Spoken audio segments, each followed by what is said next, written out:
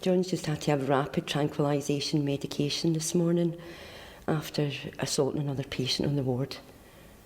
Yeah, and also increasing threatening behaviour.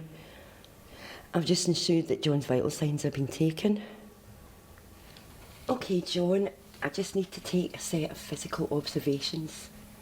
This is because of the medication we gave you this morning. Is that all right? Okay. The nurse is now checking the respiration rate over 1 minute.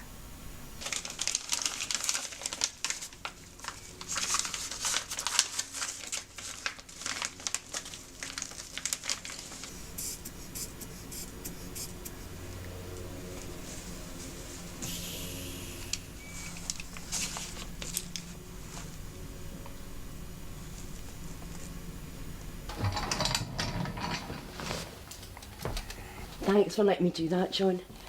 I have to take these every 15 minutes, so your blood pressure and your pulse is fine. I just wondered if we could have a chat, if that's okay, about what happened this morning. Maybe. Not now, though. I'm not in the mood. Oh, no, of course, that's fine.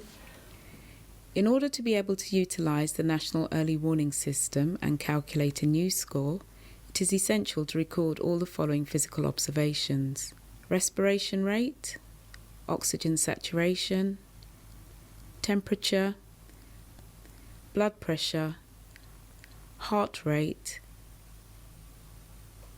and the level of consciousness.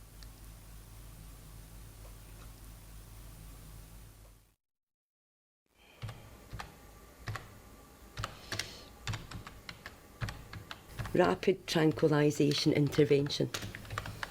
A joint decision was made by the team that John's behaviour was escalating. I approached John again and tried to see if he could come with me to a quiet area to help him reduce his anger and agitation. He refused, and his responses became more aroused and threatened to hit me, saying, "I'm going to smash your face in right now." He was offered oral rapid tranquilization, but he refused. John became more threatening towards another patient and to staff. Rapid tranquilization. I, along with 2 nurse colleagues, had to restrain John, using the proactive physical intervention holds to prevent harm to others. I was the lead for the intervention. John was initially held in a prone position at lower rest for approximately 30 seconds as the RT was administered, before being moved into a safe alternative position, which was on his side.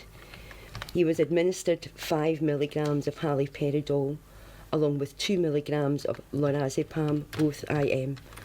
All potential risk items were removed from his room. Summary of the patient's presentation following use of RT. Following the RT, John appeared to lie down on his side on his bed. Summary of physical observations undertaken. I undertook vital signs check at 11:07, straight after the IM was administered. This included pulse, BP, O2 sats, respiration rate, temperature and level of consciousness. This was entered on the news chart and generated a news score of 0. All individual observations within normal range. Please see news chart. These were undertaken every 15 minutes for the first hour post-rapid tranquilization. All vital signs remain within normal parameters. Summary of debrief for team and service user. 1200 hours. John continued to report the same about the voices, saying they have been very bad. I stayed with him for an hour on level 2 observations until he reported feeling much better. I advised John that I was available if he needed any more one-to-one sessions with me. 1500 hours. I later spoke with John and we went through what happened this morning, and I attempted to explain to him why medication had to be administered IM, but he didn't seem to have an understanding of what was being explained to him.